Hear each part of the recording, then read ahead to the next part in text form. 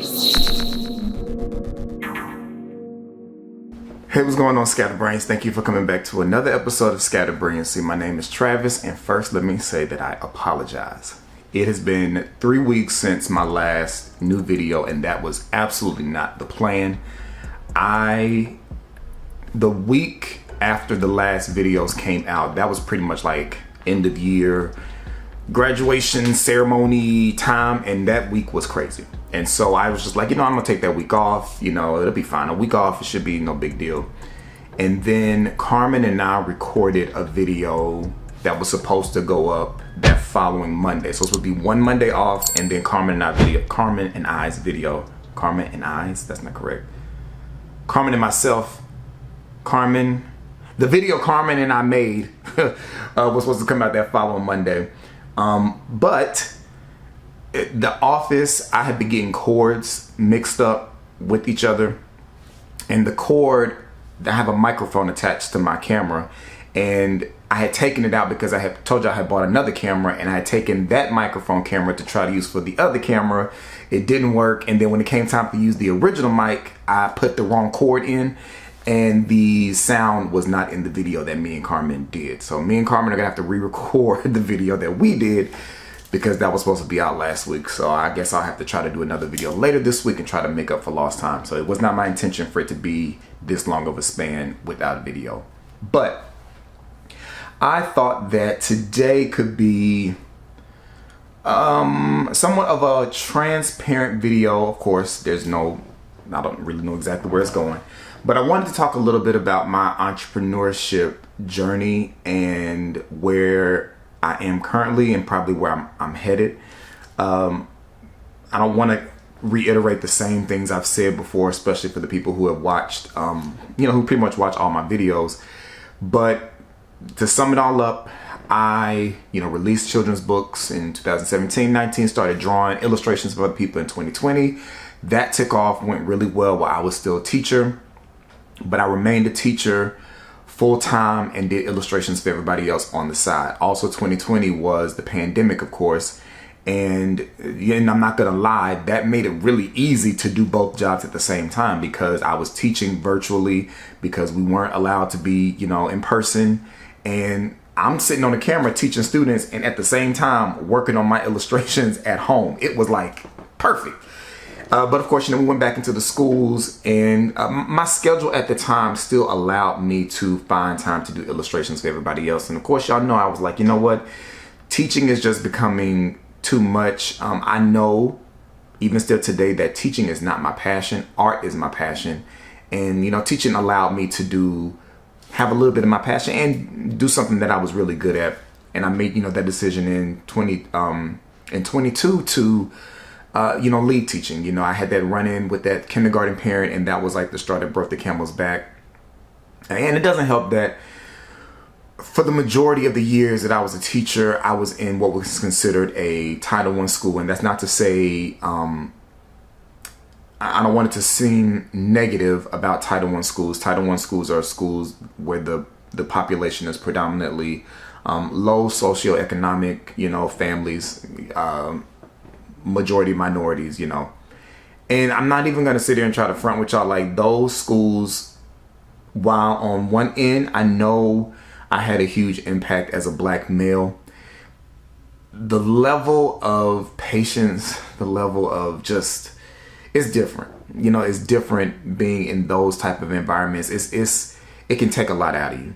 And I think because when I first started teaching, I started in a Title I school as an art teacher who taught kindergarten through 8th grade. I was the only teacher doing that. So I was teaching 9 grades every day, 9 different grades. And that is a lot mentally to try to switch between teaching a kindergarten class to teaching an 8th grade class, all within the same span of an hour, you know what I mean? To switch, it was a lot.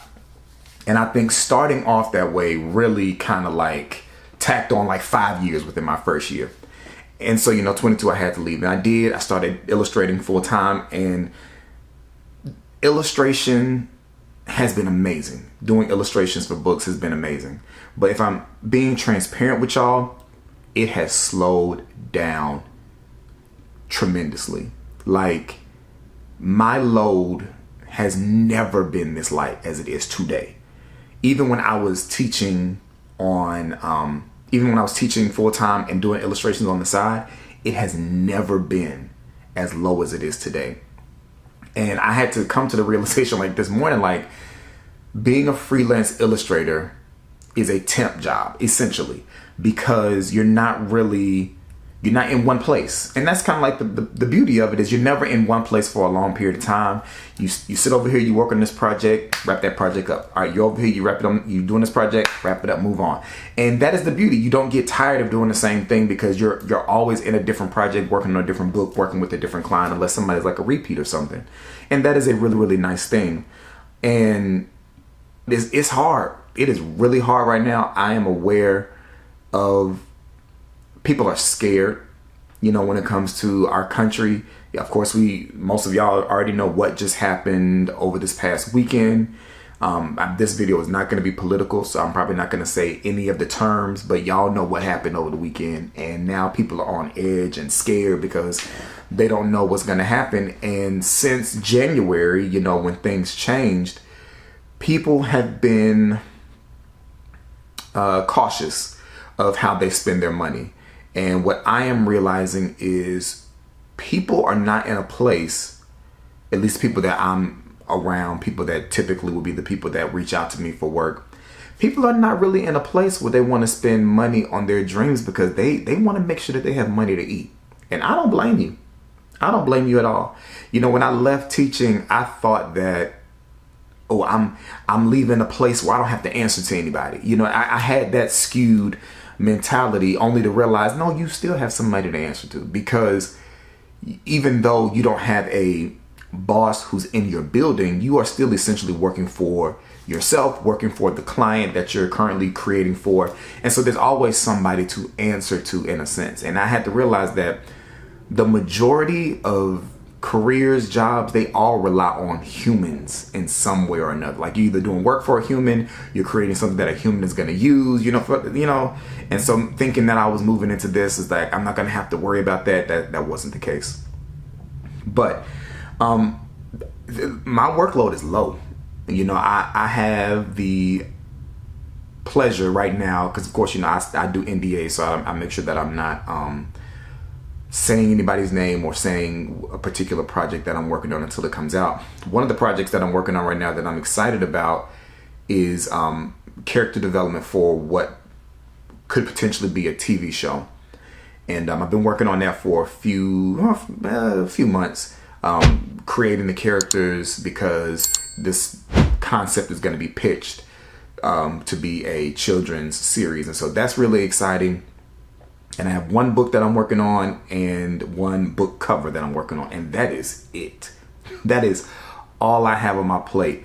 Whereas typically, like in March, I was working on like 6 books at one time. No lie. All at the same time. Like I had my schedule, I have my schedule set up like from 9 to 10, you're working on book 1. 10 to 11, you're working on book 2. 11 to 12, take a break here for lunch, work out, you get back on it. Like, that is how I had to create my schedule, because my workload was so heavy. And I purposely made it that way because I enjoy doing illustrations. And since I started doing this, there has never been a moment of break. I mean, and I'm still not in that now. There hasn't been a moment where I had no work. And I have to constantly remind myself, Travis, that you have to be grateful of the little bit of work that you have, because there are artists, illustrators, creatives who don't have any work and who would love to just have 3 projects that they're working on right now. And so I'm trying to keep myself grounded and humble, but also be realistic in that this is not sustainable. It's just not. And I think I said in the video that's already gone up, I'm married, I got kids, there's things that we want to do, there's places we want to travel to. And the way that this is going is not going to help me reach any of those goals for my family or financially or anything like that. And so that has led me to feeling like I'm going back to teaching. And that is a very difficult thing to come to grips with. It wasn't a decision that I made lightly, but I am just really in a gray space right now. That is the best way to summarize how I feel, where I am, because those of you who know me, you know I am a Christian. Jesus Christ is my Lord and Savior. I prayed to leave teaching, and that prayer was answered. And it gives me a very weird feeling, if I'm being honest, because it's like I prayed to get out of the classroom. I prayed to be delivered from it, and now I'm about to willingly walk back into it. Like, I don't know if anybody can understand that thought process, but it's like, why would you pray for something just to turn around and go back? You know what I mean? Like, you pray for God to help you get to this place and to sustain you and to keep your family where they need to be and to not go without. And transparently speaking, that prayer is still being answered today. My family has not gone without. Our lights are on. We got food. We got a roof. The kids have clothes. The kids are happy. There's peace in my house. You know what I mean? Like, when I look at outside of my house, things could be much worse. And I know God provides our needs and not our wants. But as a man, as a husband, as a father, it's a very, very great place to be in, because you want to continue to provide, and you trust and you believe in God, and you know you have the talent to do amazing things. I know that I'm capable of providing as I have, but circumstances are changing. Like, this is the first time within the last 2.5 years when I've left teaching that I'm in a place where it's like, how much do you trust God? I'm in that place right now, and I'm constantly going back and forth, constantly having conversations like, is me going back to teaching not trusting God? Is this a part of His will for me to go back to teaching? Was this 2.5 years a break that I needed? And then I'm going to go back and find a renewed viewpoint, a new perspective, and going back into the classroom. I don't know. This is me being probably as transparent as I can be with my scatterbrains, that I am in a very, very weird place when it comes to my career and where I want to go. I feel like I'm defaulting to teaching because it's comfortable. And it's also what my degree is in. You know what I mean? I'm 37. I'll be 38 at the end of this year. And the concept of starting a brand new career that I've never done before doesn't necessarily scare me, but I don't know where to begin. When Carmen and I had a very, serious conversation about finances and how things are currently, and, understanding that this current situation is not working. You know what I mean? And doing the same thing and expecting different results is the definition of insanity. And, I sat down at the computer in here and I just looked at Google, and I'm like, for somebody who is trying to start a new career or find a new job, where do you begin? I went to Google and I typed in some stuff, and you get all these sponsored ads about job postings here, and then you go to the website, you try to sign up, and then they want you to pay something to see the posting, and it's like it's almost like walking into a pitch black room, and there are doors in the room, because I'm aware that there is no shortage of jobs. I can go down the street and I can go get a job at the grocery store, so I know that there is no shortage of jobs, but I want to move to something that makes sense financially. You know what I mean? Make something that makes sense for my family life, and I want it to make sense. But walking into a pitch black room where there are doors and not knowing where the doors are is very scary and very weird. Like, you don't know what direction to walk in. I don't know where to look. I signed up for a temp agency, but when I looked at jobs for artists, because that would be my ideal situation, it's all temp jobs. And that's when I had that epiphany, like, Travis, you are essentially doing temporary work. The likelihood of finding a steady job as an artist, I don't know what that looks like or where it would be or what it is. Like, I don't know. And that's where I am, y'all. I'm the entrepreneur life that I thought I was going to live was good. things went well. I made plenty of mistakes. When it comes to the Christmas stuff, I expanded way too fast. And, those are lessons learned that I can give to somebody else or apply to my children if they decide to do it, or if I have the opportunity to do this all over again.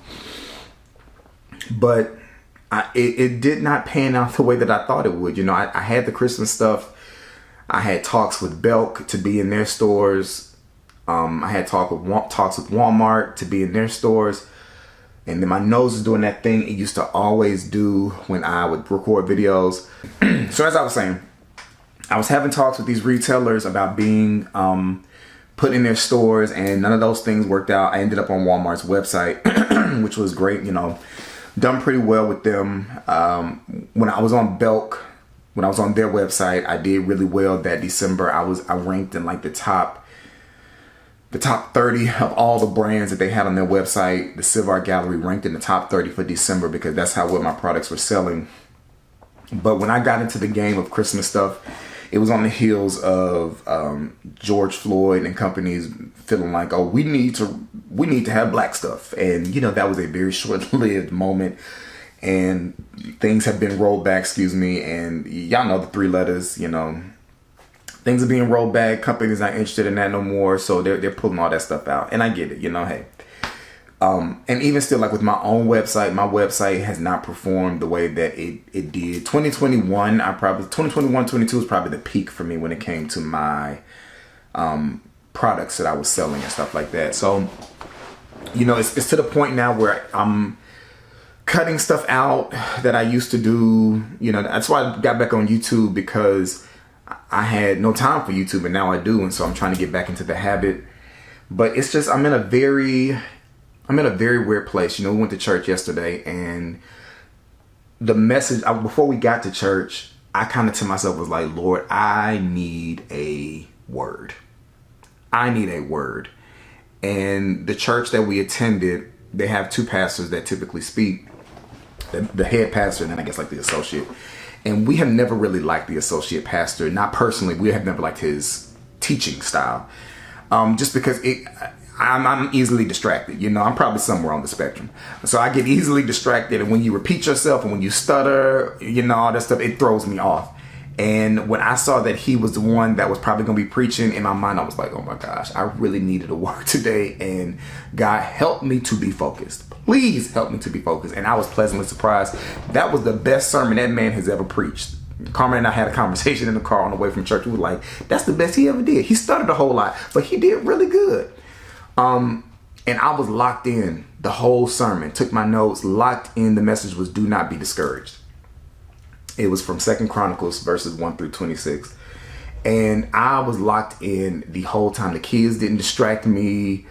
It was almost like I had tuned out the entire church and I was just listening to him and his message. And it's like, I'm to the point now where I almost feel like I'm not going to believe. Hold on, y'all.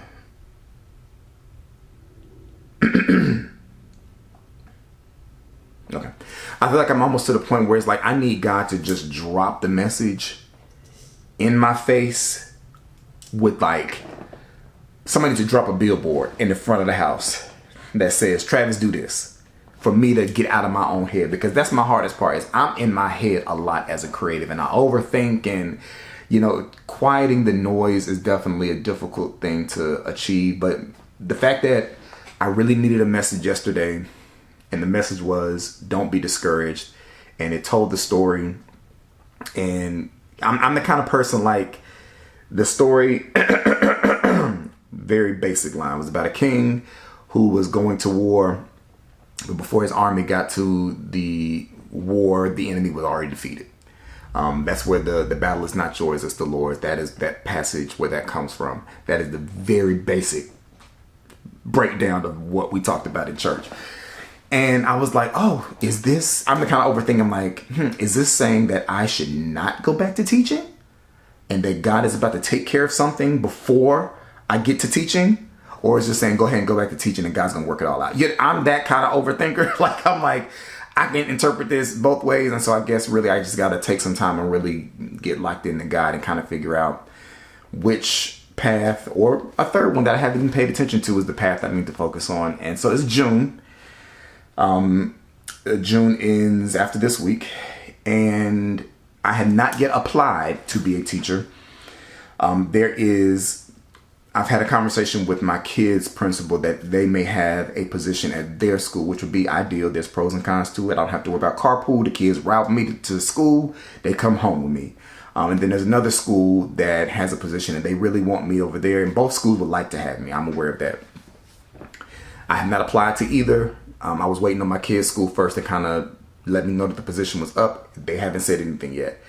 And it makes me uncomfortable because it's like, why haven't I been given word that the position is available? You know, is it that that's not where I need to be? That I need to just sit still for a little bit because something's gonna work itself out and I'm gonna get an email or I'm gonna get a scratch off and it's gonna be, you know what I mean? Like that. I'm just, this morning I got up and I saw an email. So I'm a freelance illustrator. This video is probably gonna be a nice amount of time. I'm a freelance how long has this been? It's only been 21 minutes. I'm a freelance illustrator, and so that means I don't work for anybody. But I kind of felt like that doesn't mean that I still maybe shouldn't reach out to some illustration agencies and just see if there's an agency that'd be willing to represent me. That doesn't guarantee me work, but that would be like a nice step, in a good direction of, having representation and possibly getting hired to do a book that's in actual stores, New York Times bestseller, something along those lines. And so I had applied to an agency, that's probably later last year, and they were like, no, thank you, sir.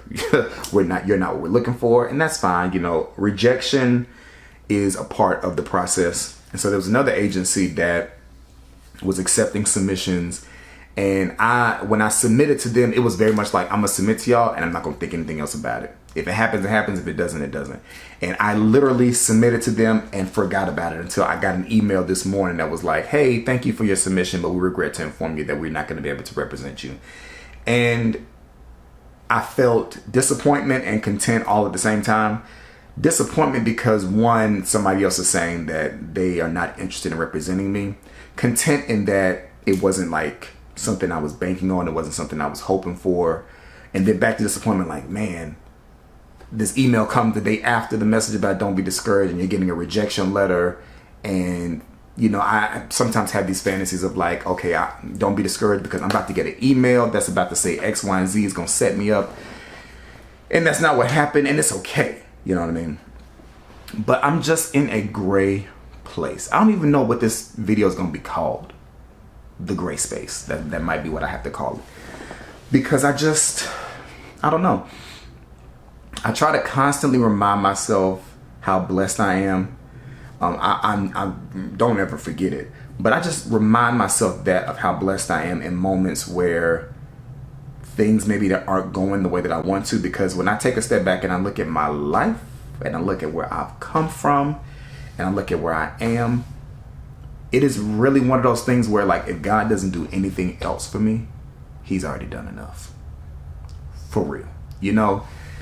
I could sit and make a list of 10 things that are not going the way that I want them to. I think everybody could probably come up with 10 things or more of things that are not the way you want them to be. I don't have hair anymore. You know what I mean?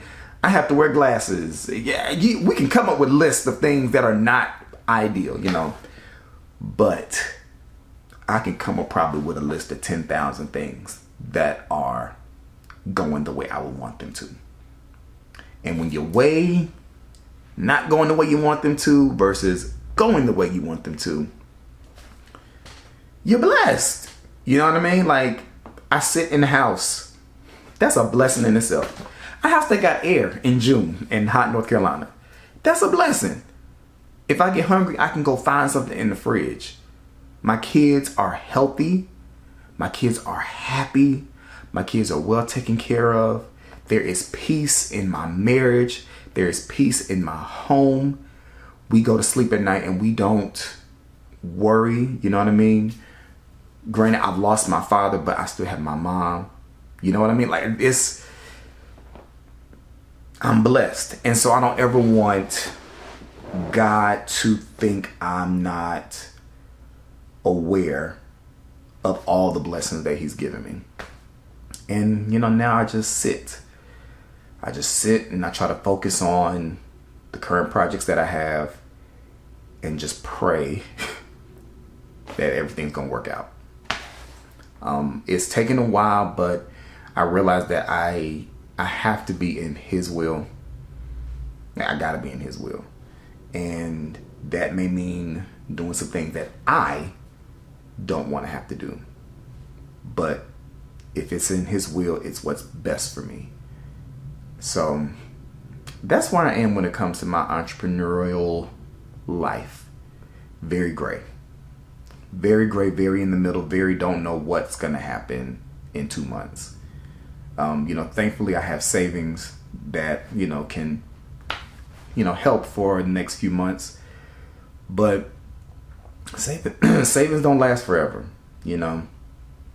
And I don't think that having a family will afford me the opportunity to just sit and wait until. If I was by myself, if I was single, no kids, living in an apartment that I could afford, I probably would be like, I'm not going to make teaching. I'm going to just do this and just wait. I went and got signed up for DoorDash last year because there was a brief moment where it looked like things were about to slow down, but then things turned around real quickly. But in the middle of that, I DoorDashed for a day. And because there was no pride, I'm like, I'll go DoorDash. I mean, hey, money is money. Got to make it. I'm not really trying to be out here selling stuff. You know what I mean? So I got that, and I've always kind of held on to it. Like if I really, really need it, and I kind of felt like right now, okay, well, once these 3 projects that I'm working on come to a place where I have open space, I'm just gonna go DoorDash. Just in the meantime. So really, really, really weird place. But one of the things the pastor said, matter of fact, let me go ahead and read y'all the notes I took, because maybe this message might be for somebody. Excuse me. All right, so like I said, the sermon yesterday came from 2 Chronicles 20 verse 1 through 26. One of the things he said was, do not be afraid or discouraged by the mighty army. The battle is not yours, it's God's. That's one of the things I took down. Like I told you, the sermon title was Don't Be Discouraged. He broke it down into 3 points. So verses 1 through 14 is God will handle the unexpected attacks that are brewing up against you. Verses 15 through 17, the attacks you are currently facing are meant to strengthen your faith. And that's the part that I'm holding on to right now. Is I don't know if I would label this as an attack. Maybe I could label it as a mental attack because, I think that's probably where I'm attacked the most is mentally. And the way that I think things and the way that I overthink and all of that kind of stuff. And then 18 through 26's point is the depth of your worship will create an atmosphere conducive to the victory and blessings God has prepared for you. And another thing he said was, in the presence of God, there is hope. And I have my hope in the one who I know can make everything happen. And I know everything's going to work out. But that controlling part of me wants to see the road. It's like you're supposed to be in the passenger seat, but sometimes you want to just grab the wheel and just do that. And that's not really having your full trust and faith in God. And, that work in progress. And so I'm just trying to sit in that middle part about just being in the middle. God is going to work it out. You may not know how he's going to work it out, but he's going to work it out. And I guess it's okay to be in the gray, It's uncomfortable. But I know that this will strengthen my faith because the stuff that I've been through, just over the course of 10 years has strengthened my faith in God and has made my relationship closer. And, it's all for the good. Romans 8:28. So, yes, God brings. That's where I am. And I know a lot of y'all appreciate transparency. I don't really have anything to hide. And it's very possible that this message will touch somebody, and if it does, then that means a lot. But I just wanted to give y'all like an update on kind of where I am.